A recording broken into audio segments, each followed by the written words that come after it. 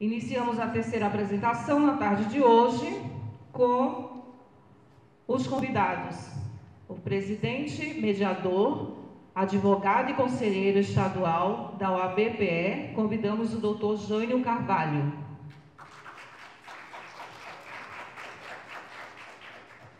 Convidamos o coordenador de Direito Penal da ESA e palestrante, o Dr. Yuri Herculano, com a palestra Aspectos Relevantes da Delação Premiada. Convidamos a advogada e vice-presidente da Comissão da Tecnologia e da Informação e palestrante, a doutora Ana Paula Canto de Lima, com a palestra Jogos e Desafios Online Cyberbullying. Convidamos também, como debatedor deste painel, a presidente da Associação dos Advogados de Princesa Isabel e professora da FIS, doutora Kelly Antas.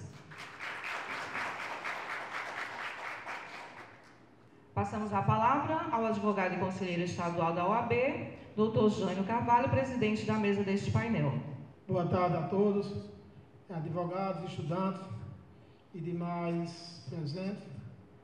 Vamos falar aqui sobre a área penal e vamos começar logo com a doutora Ana Paula, que irá falar sobre os crimes cibernéticos. Doutora Ana Paula, a senhora terá 20 minutos.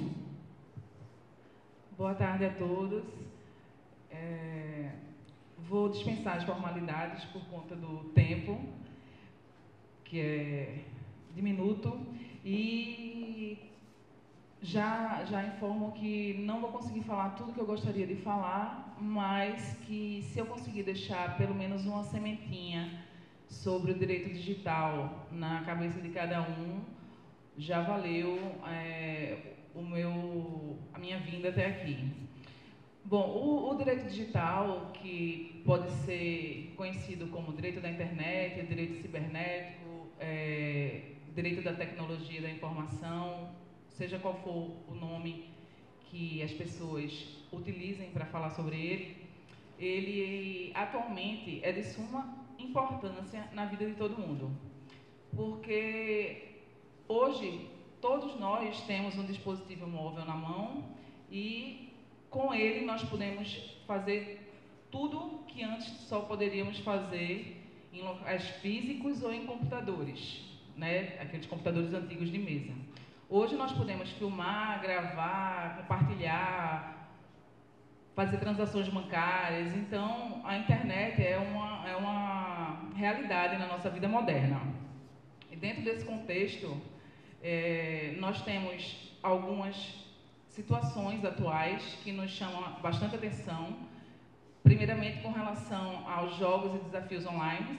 Jogos porque denominaram assim, mas na verdade nós da comissão não consideramos isso um jogo.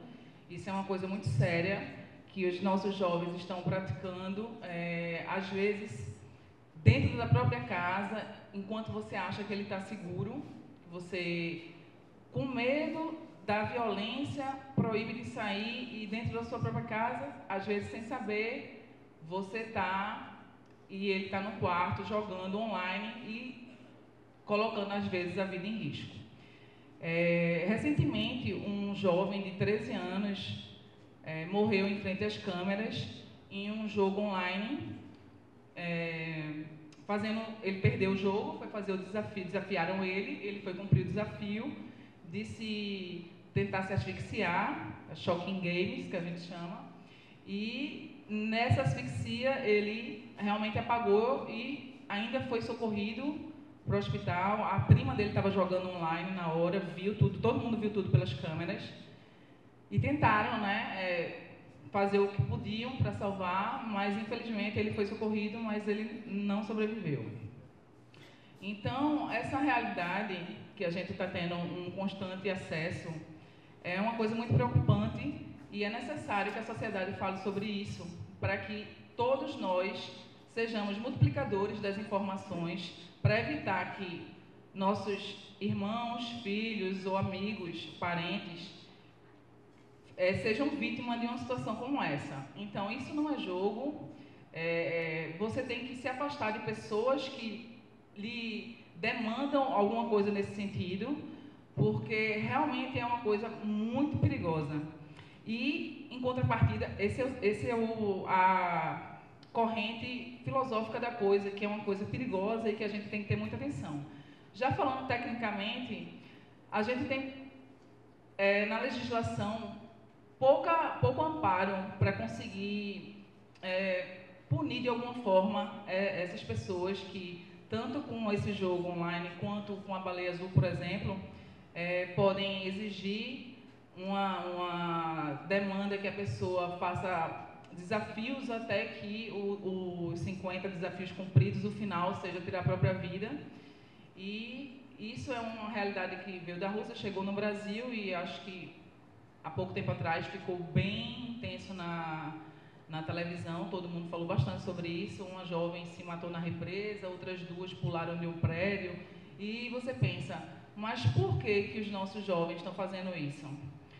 Eu creio que essa é uma pergunta para ser respondida por cada um, mas a princípio eu acho que o caminho é pela correria da vida moderna, que a gente está dando pouca atenção, atenção insuficiente, e o tempo que eles passam em contato com esse tipo de aparato tecnológico pode não ser usado da forma mais indicada. Porque a internet é uma ferramenta que você pode usar positivamente para tudo que você quiser de bom na sua vida, e você pode usar também negativamente para o mal, como tudo, né, na nossa vida. Então, a gente está tentando fazer esse caminho de fazer essa conscientização para que os nossos jovens parem de ficar expostos, porque quando uma mãe quer entreter hoje o filho, ela dá um celular ou dá um tablet para ele e está ali achando que ele está seguro. Mas, na verdade, é como se você deixasse o seu filho sozinho na rua e fosse embora. Você tem que estar realmente olhando o que ele está fazendo, não vigiando, porque quanto mais escondido, mais perigoso, mais desafiador, mais interessante fica, todo mundo sabe disso. Mas ter uma relação aberta de diálogo para evitar que o jovem vá por esse caminho que, infelizmente, muitas vezes não tem retorno. Então, a nossa legislação, no sentido da Baleia Azul, por exemplo, a gente tem que tentar enquadrar no induzimento ao suicídio. Tem todo um trabalho tecnológico para descobrir de onde veio, qual é o IP, e nem sempre é fácil. Muitas vezes o computador está em outros locais fora do Brasil, o que dificulta bastante. Nós contamos com a SaferNet, que é uma organização não governamental que tem dado esse apoio, reconhecido internacionalmente, às pessoas que têm a violação dos seus direitos humanos de qualquer forma, seja por cyberbullying, seja por qualquer outro crime, e você pode ir lá denunciar, e eles mesmos têm uma linha de investigação que depois repassam para a Polícia Federal, para todo mundo que tem que ser repassado. A outra coisa que eu queria falar hoje é sobre cyberbullying. O bullying, que todo mundo já teve, com certeza, algum contato em algum momento na vida. Eu sofri muito bullying quando eu era pequena. Então, com o advento da internet, o bullying foi para um outro nível de constrangimento. Porque o que antes era feito apenas em locais físicos, com algumas pessoas visualizando, hoje ele é feito de qualquer lugar, você estando em qualquer lugar. Você pode estar tomando café com seus pais e estar sofrendo um ataque de cyberbullying. E quando esse cyberbullying ele vira um meme, por exemplo, o compartilhamento é infinito, você não sabe o alcance que isso pode tomar. Às vezes sai até no Fantástico um meme feito, né, na internet. Então, é uma coisa que você tem que ter bastante cuidado, porque você, às vezes, pensa que você não está constrangendo a pessoa com quem você está brincando, mas a pessoa está se sentindo constrangida. E tem que sempre considerar que a internet, ela não tem barreiras e também não esquece. Então, o tempo daquela exposição pode ser infinita, porque basta dar um print na tela e por mais que se apague, se peça para se apagar o material, o conteúdo, alguém pode ter no seu celular e continuar repassando para o WhatsApp ou depois, posteriormente, colocar novamente na internet. Então, é uma coisa muito difícil de você conseguir restringir e apagar. Não porque não existem formas, e sim porque cada um de nós somos uma ferramenta para fazer com que isso se propague. Então, no sentido filosófico desse assunto, eu gostaria que cada um aqui fosse um multiplicador dessa ideia de não fazer esse tipo de atitude, não compartilhar, não passar adiante. Se você não gostaria que fizesse com você, então não faça com o outro, porque por mais que você pense que não está causando nenhum dano, pode estar. E o cyberbullying, tanto quanto o bullying, ele tem muitos desdobramentos, que vai desde depressão a transtornos alimentares, síndrome do pânico, tem inúmeros desdobramentos, chegando até ao suicídio. Alguns jovens se suicidam por causa do cyberbullying. Eu tinha feito uma apresentação, mas por conta do tempo não vai dar para passar, mas basicamente o que eu queria dizer para vocês é que, com relação ao cyberbullying, nós temos os crimes contra a honra, para tentar resguardar, né, esse direito de não ser exposto na internet, que é os que vocês já sabem, que é a difamação, injúria, calúnia. E, além disso, nós temos como tentar rastrear quem está fazendo esse tipo de bullying. Né? Como?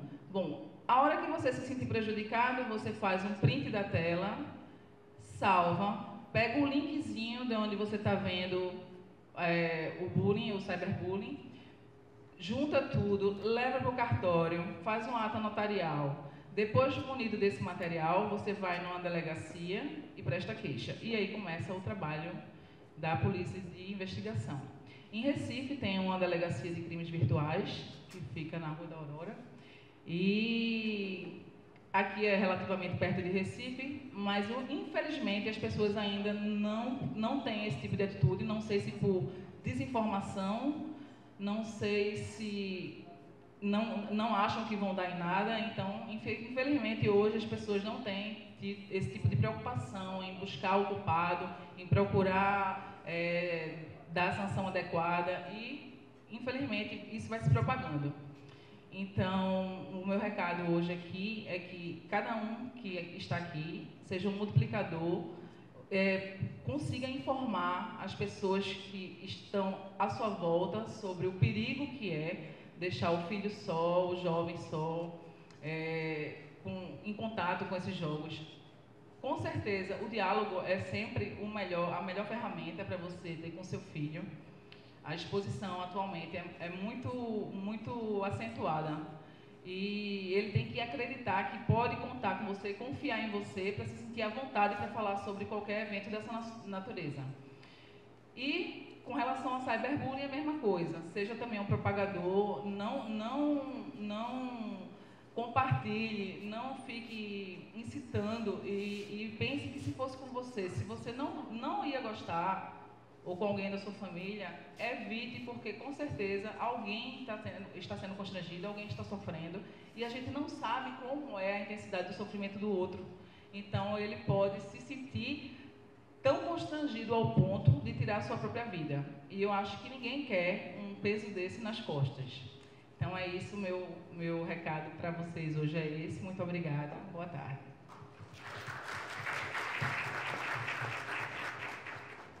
Doutora, ainda a senhora tinha tempo, mas tudo bem, já terminou. Qualquer coisa podemos prorrogar mais um pouco.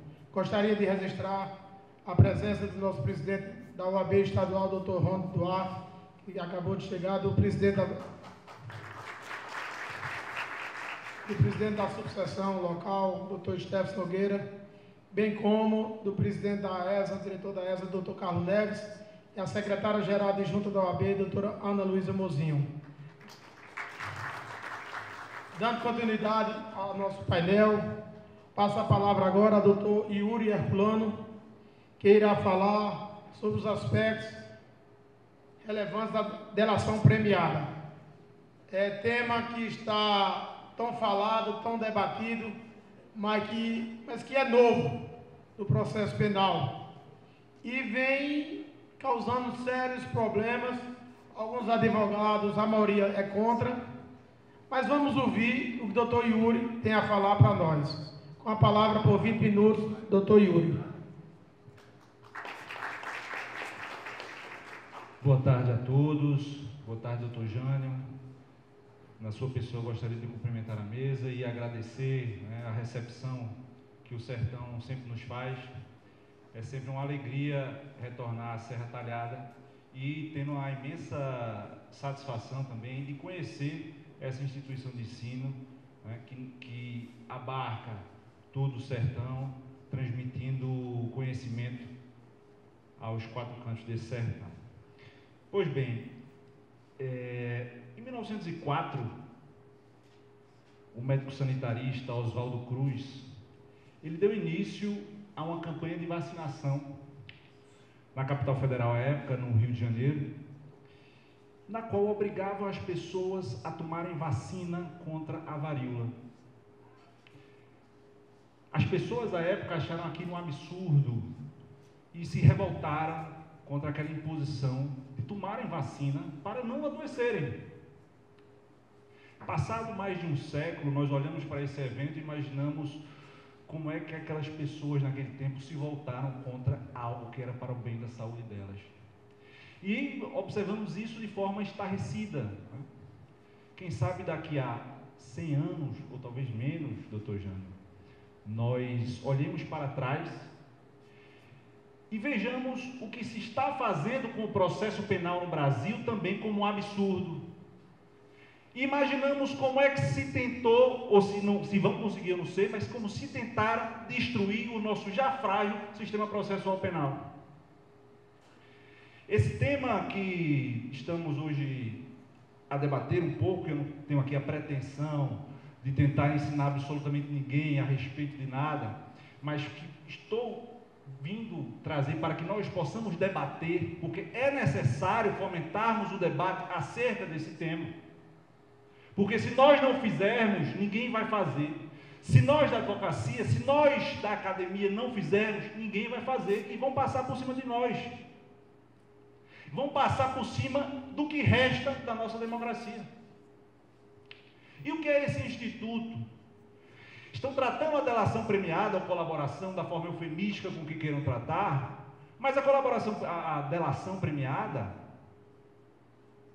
que é, segundo alguns, a nova panaceia do processo penal brasileiro, um dos primeiros delatores, né, foi Judas. Um delator bem conhecido aqui no Brasil foi Joaquim Silvério, que delatou Tiradentes. A Inquisição se utilizou da delação para concluir os seus processos. Era a confissão de um lado, que era o objeto do processo na Inquisição, era o objeto do processo, era o quê? Obter uma confissão. E o principal meio de prova era a delação. Era nos dizeres nossos aqui do povo nordestino, era a caboetagem. Né? Então, a caboetagem, ela não é nada de novo. Querer dizer que a colaboração, a delação é algo novo, ela não tem nada de novo. Absolutamente. Absolutamente. E o pior, esse modelo que está se utilizando no Brasil, contra a lege, como eu vou falar já já, ele tem uma inspiração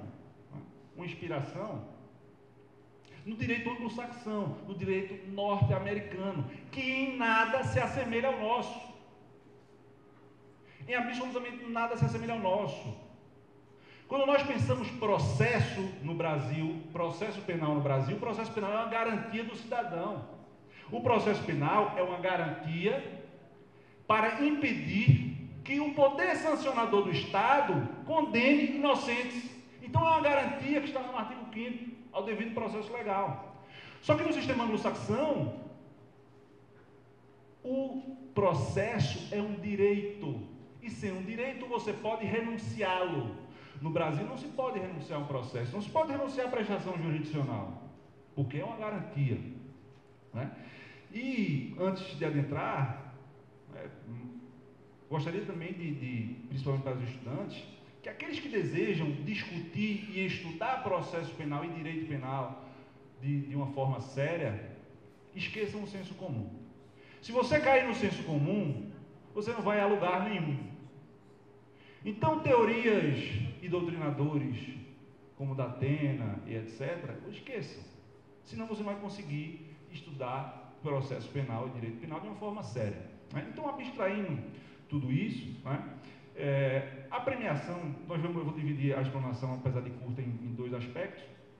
A premiação para aquele que contribui com a justiça, como eu já disse, não é nada de novo. Né? E no ordenamento jurídico brasileiro, ele vem já desde 1890. Em 1890, né, com o Código Penal da República, a confissão tentou ser afastada como a única e principal prova do processo.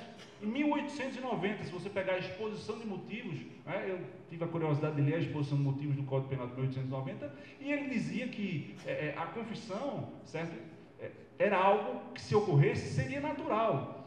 Não precisava que o magistrado utilizasse de, por exemplo, meios astuciosos para se obter uma confissão. Isso em 1890. E hoje, nos nossos fóruns do dia a dia, nós vemos essa prática que foi recomendada em 1890 que não fosse realizada. Né? Bom, a confissão, então, foi o primeiro. Veio o Código de 1940, e no Código de 1940 também a confissão, ela premiava de alguma forma aquele que confessasse o crime, mas também só premiava quando ele confessasse o crime pelo qual ele não era imputado. Ou seja, o crime estava sendo imputado a um terceiro, e o sujeito ia lá e dizia, não foi o terceiro, fui eu que pratiquei o crime. Então, somente nesse caso, ela era considerada atenuante da pena. Veio a reforma de 1984, de toda a parte geral, e ela colocou como circunstância agravante genérica, certo? O artigo 65, inciso 3 do Código Penal está lá. Sempre atenuará a pena quando o réu confessar o crime. E até 2004, pasmem, amigos e amigas, até 2004 o STF entendia que essa confissão, para ser reconhecida como atenuante, o sujeito tinha que demonstrar arrependimento, né, do seu ato. Né, uma coisa assim, extremamente subjetiva, discricionária e que qualquer argumento comporta. Né. Então, até 2004, nós temos esse cenário. Bom, mas os prêmios, como eu disse, existiam a confissão e houveram também outras, lei de crimes hediondos, há recompensa para aquele que colaborar, lei de crimes contra a ordem tributária, há recompensa para aquele que também colaborar, lei anti-lavagem de 1998, com alteração de 2012, no seu artigo 5º, parágrafo 5º, artigo 1º, ele prevê uma redução de 1 a 2 terços e até o perdão judicial ou a substituição da pena daquele que indicar os coautores ou partícipes e aqueles e os delitos os quais foram praticados. Então, a lei de drogas também traz no seu bojo uma delação premiada. Então, a recompensa pela, entre aspas, colaboração com a justiça, ela já vem de tempos em tempos. Só que entrou na jogada um novo componente, a chamada negociação, ou direito negocial, como alguns dizem. Esse componente, ele amplia as zonas de consenso, ou seja, ele retira o processo como uma ação e uma reação. Ele torna determinada área um consenso entre as partes. E no Brasil nós tivemos isso em 1995 com a Lei de Juizados Especiais, quando se criou a transação penal, substituição condicional do processo. No momento que você negocia aqui, só que tem um detalhe nessa negociação da Lei 9.099. Essa negociação, ela diz respeito ao direito de exercício da ação por parte do Ministério Público. Ela não se confunde com prestação jurisdicional. Então, aqui diz respeito ao não exercício do direito de ação, que é uma obrigatoriedade. Né? Que é uma obrigatoriedade, e aí se relativiza essa obrigatoriedade da ação penal, que, abre parênteses, essa obrigatoriedade, ela é boa, porque ela é democrática, certo? Não há escolhas quando deve-se agir ou não por parte do órgão acusador. Voltando, eu tenho essa zona de consenso. Só que o que é que acontece? Nessa área de consenso da transação penal e da suspensão condicional, que é um pouco diverso, mas são institutos parecidos, né? Eu tenho obstado o quê? O exercício da ação penal. E eu tenho limites muito bem delimitados. Transação penal, pena máxima até 2 anos. Sujeito não reincidente. Então, eu tenho um objetivo bem delimitado. Só que o que acontece? Não sei se vocês se recordam. Hoje, qual é a diferença de responder a um processo de menor potencial ofensivo e fazer transação penal? Qual é a diferença? Eu raramente recomendo alguém a fazer uma transação penal. Vai impor uma pena restritiva de direito da mesma forma que vai ser imposto em uma eventual sentença condenatória. E você abre mão do processo. Só se for uma coisa muito clara, né, muito clara, e aí você pode ser que seja uma coisa boa fazer a transação penal. Mas, o que é que acontece? A transação penal, ela não é, por exemplo, alternativa ao arquivamento do feito. E se banalizou a transação penal. O promotor oferece a transação penal sem nem abrir o que está na frente dele, sem saber se existiria, em tese, indícios para o oferecimento da denúncia. Em muitos casos, seria imperiosa o arquivamento direto do feito. Às vezes o fato é atípico, às vezes tem prescrição ali, mas não se oferece e muitas vezes se faz quando você está assistindo para um advogado. Um bom advogado, um advogado pelo menos razoável. Então você banalizou o instituto, como é a transação penal hoje, ela é uma etapa obrigatória do procedimento sumaríssimo do processo penal. Não há a possibilidade de não ter um oferecimento de proposta de transação penal, mesmo o processo não tendo justa causa. Então, isso é o que aconteceu, a banalização desse instituto. Só que como é um instituto que tem critérios muito claros, certo? A linha discricionária é pequena, você não tem um choque, né, tão forte no processo penal brasileiro. Só que aí veio a Lei 12.850, 2013, Lei de Organizações Criminosas. E ela vem tratar aqui da junção dessas duas questões que eu acabei de falar. Ela junta o quê? Prêmio mais negociação. Prêmio mais negociação. Quando a Lei 2050 ela vem, ela traz 3 novas formas de investigação, meio de obtenção de prova. Primeiro, infiltração de agentes. Segundo, ação controlada. E terceiro, delação premiada. Ele coloca de uma forma muito pontual, porque o legislador ele diz, olha, isso aqui é um meio de obtenção de prova excepcional. Da mesma forma que a interceptação telefônica é meio de obtenção de prova excepcional. Ou seja, os órgãos persecutórios não poderiam, em hipótese alguma, iniciar a persecução penal com base em uma dessas provas, com base nesses meios de investigação. Porque são meios excepcionais. Tem que se verificar o quê? Os meios ordinários não conseguiram obter a prova que a gente busca. Existem indícios de que há essa infração, então eu estou utilizando esse meio excepcional, porque é um meio invasivo. Escuta ambiental, interceptação telefônica, infiltração de agente, delação premiada, isso é meio invasivo de obtenção de prova. Ele relativiza garantias fundamentais do cidadão. Então, por essa relativização, ele é excepcional. Mas aí, com as grandes operações, né, com a famigerada Lava Jato, ela explode, né, isso no ano de 2014, com a delação premiada do Alberto Youssef. Né, e ela se dissemina, né, como se fosse, na verdade, um verdadeiro tumor pelo corpo humano. Né. E o que acontece? Vamos lá. Quais são os requisitos, então, para essa colaboração, entre aspas, premiada? Bom, primeiro ponto, ela exige que seja um crime de organização criminosa que esteja sendo investigado. Certo? Ou seja, é necessário eu ter uma organização criminosa ali. Né? E aí, deve-se haver, por parte daquele que é investigado ou é réu no processo, ele tem que ter o quê? Voluntariedade. É o primeiro requisito que a norma traz. Ou seja, ele tem que, de forma voluntária, ou seja, não estar sofrendo nenhuma coação, querer contribuir com a justiça, né? Entre aspas. Sem absolutamente, como digo, voluntariedade, nenhuma coação, ou seja, não há vício de vontade para esse colaborador, tá certo? E aí fica no plano do subjetivo um pouco, né? E aí eu vou voltar a falar dessa voluntariedade quando eu for falar de prisão, né? Não sei se vai dar tempo, mas a gente vai dar um jeito, né?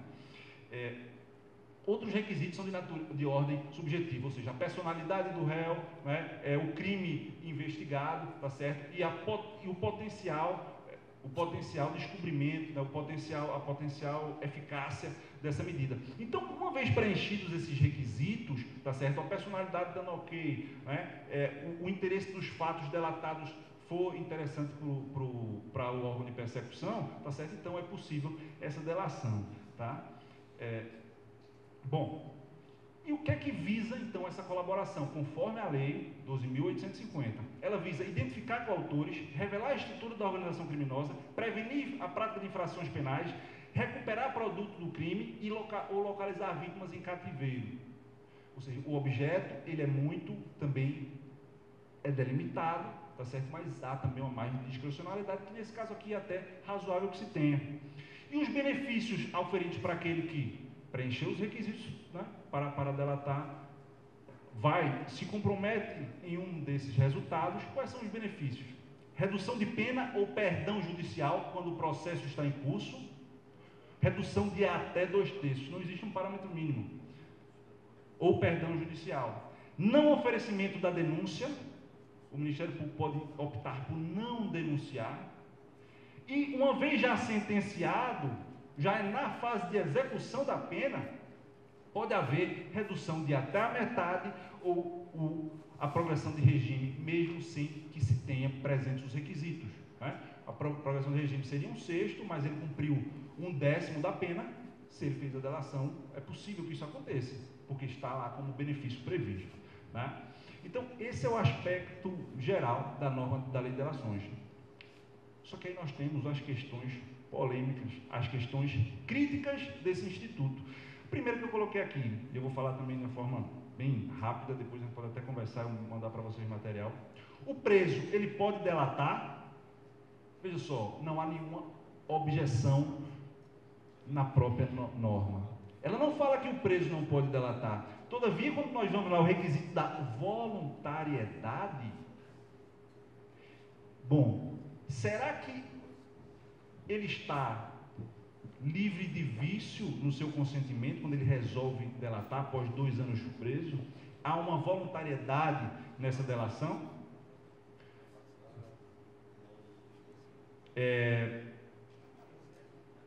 Aí algumas pessoas dizem, vê só, a Lava Jato, ela não prende para delatar. Isso deve ser uma piada de mau gosto, né? Qualquer pessoa com bom senso mínimo, né, percebe que isso é feito. Eu trouxe aqui, inclusive, uma manchete do UOL.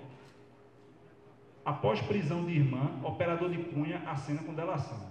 É voluntária essa colaboração? Prisão da irmã, isso é chantagem, né? Isso é chantagem. Há vício de vontade absurdo, né? Absurdo, certo? E aí vem o STF e diz que isso seria uma coisa surreal admitir que isso acontece no Brasil. Só então para os olhos do STF é que isso não acontece no Brasil, tá certo? Só os olhos do STF que isso não acontece. Inclusive, né, no direito espanhol, né, não é possível se delatar estando preso, tá certo? Porque lá se exige também a espontaneidade, né? E aí se retira. Só que aí você tem aquela questão, tá, ele é um meio de obtenção de prova e aí é o vício de vontade. Só que também a delação ela pode ser vista também como estratégia de defesa, em razão dos benefícios oferidos por essa delação. Então, como você equilibrar isso? Nós tivemos um caso que ele é muito... Primeiro, 2 casos.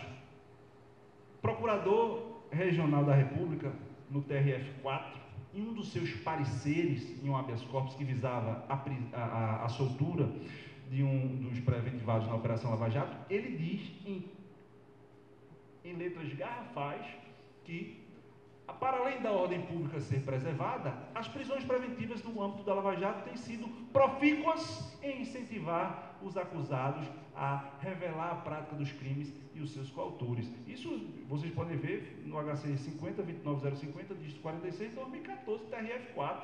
Isso, um procurador disse isso. Né? Bom, eu já fui avisado aqui que eu tenho 2 minutos, eu só queria mais um ponto. Eu falava mais uns 20 aqui pelo menos, mas tem um ponto que é muito importante. O Poder Judiciário, ele tem que colocar o dedo nisso aqui. Porque os benefícios que estão sendo concedidos aos réus delatores, eles fogem qualquer razoabilidade. E por que eu critico esses benefícios? Porque esses benefícios, no caso concreto, para o meu cliente, eu sendo advogado, isso vai ser bacana. É massa, o cara ter 30 anos de pena no máximo, como Alberto Youssef, ele só pode ter 30 anos de pena. E no máximo, em 5 anos, ele vai para o regime aberto, diferenciado, que não existe no nosso ordenamento. É arretado, para mim, enquanto advogado dele. Só que isso, no atacado, isso acaba com o nosso processo. Porque você está concentrando poder nos órgãos de persecução. Eu trouxe aqui, tem um termo de colaboração premiado de Alberto Youssef, depois vocês quiserem ver. Os benefícios que são concedidos são coisas surreais. E o que acontece quando eu concedo muito benefício e o Poder Judiciário homologa do jeito que está? O Poder Judiciário abre mão da jurisdição. Quando eu permito a concessão de benefícios não previstos em lei, quando eu obrigo o réu, por exemplo, a desistir do habeas corpus ou desistir de um recurso, o Poder Judiciário homologa isso, ele está negando a sua jurisdição e deixando o poder onde? Na mão dos órgãos persecutórios. Por quê? Porque esse acordo não pode ser impugnado por outra pessoa, senão as partes que o assinam. O delator vai questionar esse acordo? O Ministério Público vai questionar um acordo que ele lavrou? Não é? Então, quando nós concentramos poder em determinado órgão, tá certo? Esse poder não se controla. Esse poder ele extrapola, tá certo? Esse poder ele vira abuso e mais abuso. Tá? Esse pessoal, ele tiveram um despautério de apresentar um projeto de lei, tá certo? Que permitisse a utilização de prova ilícita de má-fé. Né? Ou seja, os idiotas perderam a modéstia, como diria Cacai. Né? Perderam a modéstia. Esse povo saiu aí, não sei de onde, botou a cabeça do lado de fora e estão aí. Tá certo? E aí, só, né, já me alonguei demais. Eu lhes pergunto, né, quando nós concentramos poder em só uma mão, quem vai nos livrar da bondade dos bons? Né? Obrigado.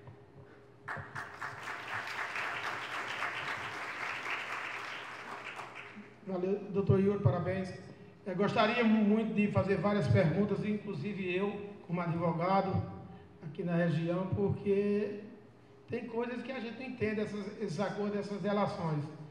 A pessoa surrupia 300 milhões, devolve 120, fica com 180 ou 150. Inclusive nos acordos, a previsão e utilização de Alberto Youssef, as filhas de Alberto Youssef utilizam imóvel e automóveis, objetos de crime, certo? São bens, objetos de crime que são utilizados pela família dele, que deveriam ter sido devolvidos para a vítima, ou seja, para a Petrobras. Mas ficou com o colaborador. Essas delações, para quem cometeu grandes crimes, está valendo a pena. Para não perder tempo, vamos passar. Gostaria também de registrar a presença do Procurador-Geral do Município, Dr. Giovanni Simoni, e de outros advogados que acabaram de chegar. E, para não perder muito tempo, vamos passar para a doutora Kelly Antas, professora aqui da FIS, que terá 5 minutos com mais 2, no máximo. Bom, boa tarde, e eu acho que eu vou até economizar o boa tarde, senão eu já tenho que me despedir, né? Mas cumprimento a mesa, na pessoa do Dr. Jânio, né, Dr. Yuri, doutora Ana Paula. Cumprimento a plateia, na pessoa da minha ex-aluna, doutora Aurislene, na minha primeira turma aqui da FIS, né, que está ali, e aos demais alunos e colegas advogados aqui. Bom, é um prazer imenso estar numa tarde de hoje aqui discutindo com os colegas advogados dois temas bastante importantes no momento atual, que é a questão do cyberbullying e desses crimes cibernéticos e também da delação premiada. E ambos os assuntos eu acho que remetem a algo um pouco além do direito penal. Nós estamos tratando aqui de, vamos dizer assim, problemas sociopolíticos que estão indo muito além de uma legislação jurídica, né, que nós temos aqui. E de antemão eu já, né, pegando aí as últimas palavras do Dr. Yuri, eu concordo 100% com as palavras do senhor.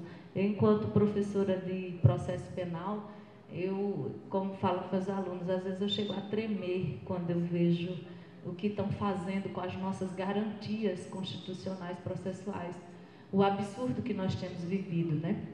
E eu acredito que o meu papel aqui, só de complementar, já que a gente não tem tempo, infelizmente, para abrir um debate, perguntas e discutir, mas o que a doutora Ana Paula falou em relação aos crimes cibernéticos, a esses jogos, eu acho que, como eu disse, os crimes são os mesmos. Os meios de atuação e de, vamos dizer assim, de cometimento que são agora direcionados pela internet e a facilidade.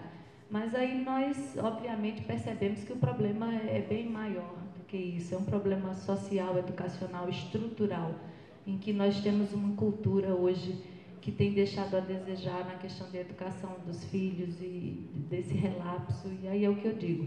Remetendo ao direito penal, nós temos toda uma desestrutura do Estado em se aparelhar para que realize as investigações necessárias e adequadas na busca dos criminosos que utilizam, né, dessa tecnologia.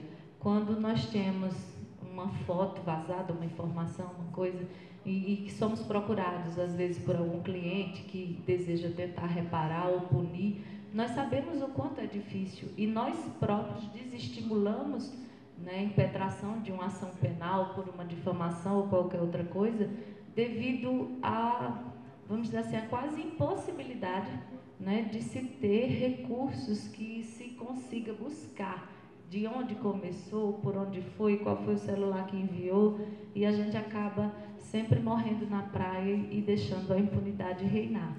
E quanto ao bullying, a gente sabe, né, que isso seria assunto para uma tarde inteira, que os problemas são bem outros, né, e variados, para que isso esteja acontecendo.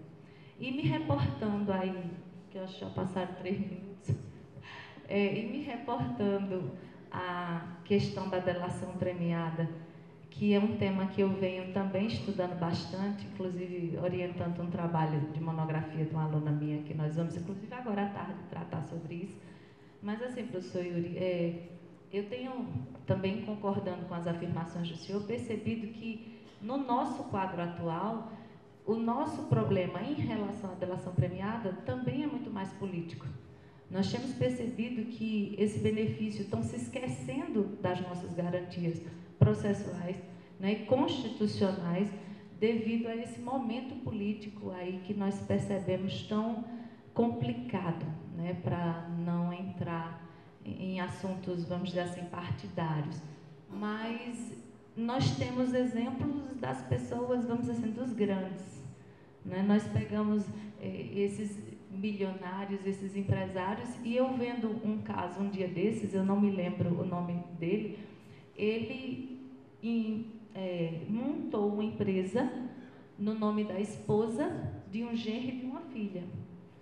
E essa empresa envolveu-se nesses esquemas milionários de desvio de dinheiro público, e ao final ele, o criminoso mentor que envolveu, né, a família naquele crime, fez delação premiada, ficou em regime semiaberto, enquanto a mulher, a filha e o genro pegaram um pouco mais de 10 anos de prisão, enquanto só, acredito eu, que assinavam papéis. E esse delator, que foi o mentor de tudo, que organizou tudo e que, né, vamos dizer assim, que encabeçou o crime, ele desmascarou a própria quadrilha que ele montou e se safou. Não é? E os outros que fiquem pagando a conta dele. E nós, né, junto a isso.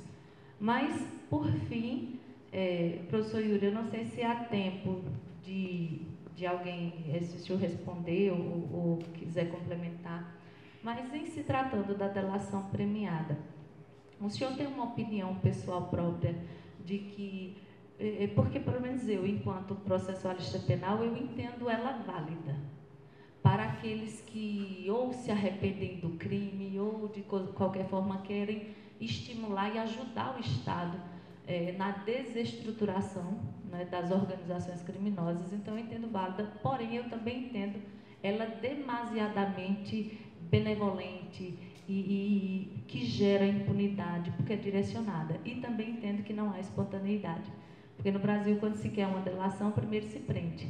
Né? Os delatores não são as pessoas livres que chegam batendo as portas do judiciário dizendo: eu me arrependo, eu quero ajudar. Alguém me ajuda? Se eu mostrar arrependimento, entregar? O senhor teria alguma opinião pessoal sobre a forma melhor de uso da delação premiada? Só para a gente encerrar, né, Raquel? E muito obrigada pela parte.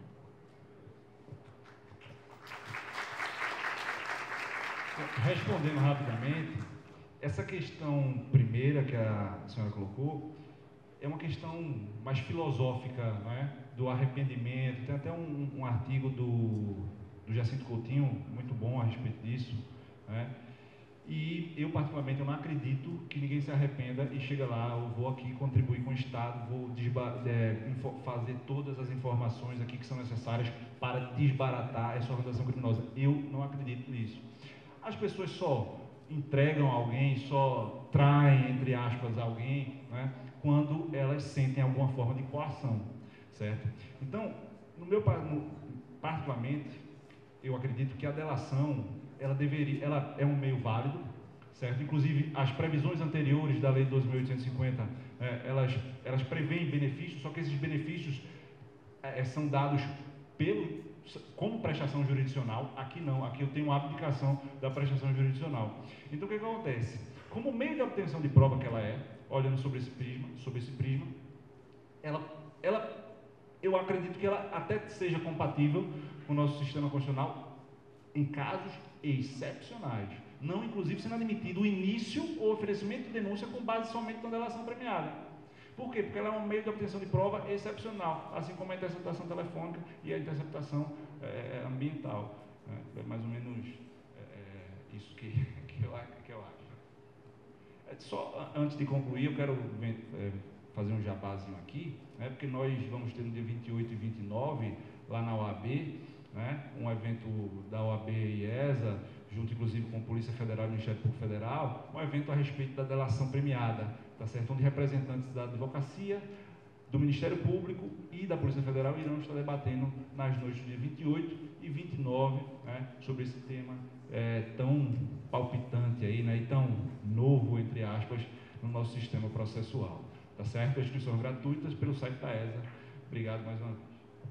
Agradecemos a todos e desfazemos a mesa.